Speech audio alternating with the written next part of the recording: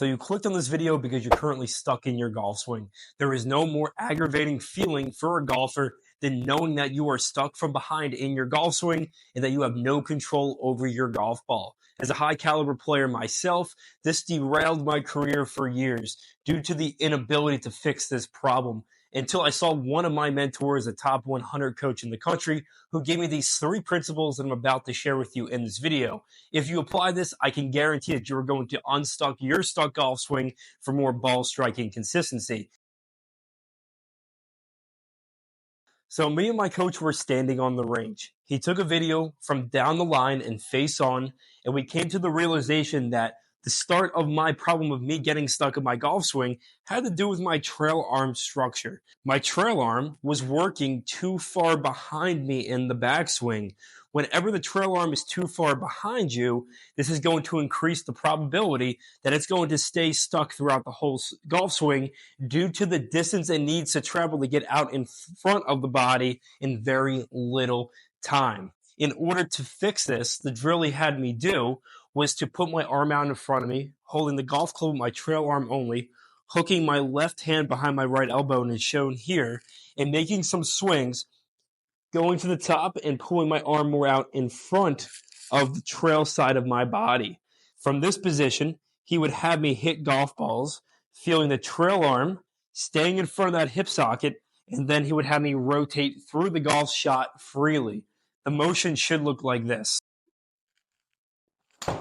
So those little abbreviated shots gave me the feeling of the arms coming down in front of the body and not getting this trail arm stuck behind my hip in the downswing. The second factor that was leading to my stuck golf swing had to do with my hips outracing my upper body and arms in the downswing, which automatically got the club working too far behind me.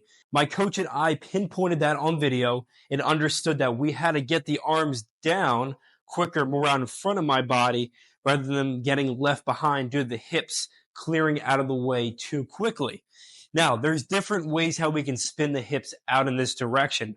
The hips can move towards the target, they can move towards the golf ball, or they can move back in transition. In order to fix my golf swing, we had to feel the hips bumping more back because I had a problem of my hips spinning out and going towards the golf ball.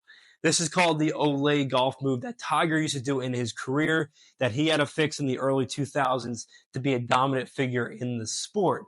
So in order to fix this motion, we had to grab an alignment stick and place it through my front 2 belt loops as I'm doing right here.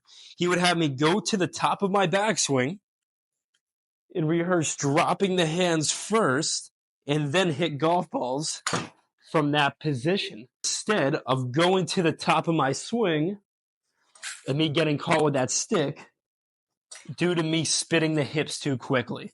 So I felt the delivery of the arms coming down first, then everything rotating together just to get the arms working a little bit more out in front of my body in the downswing. Diagnosing those 2 elements of my golf swing, the last one was the most important, so stick around. This one had to do with how my upper body was moving in the downswing.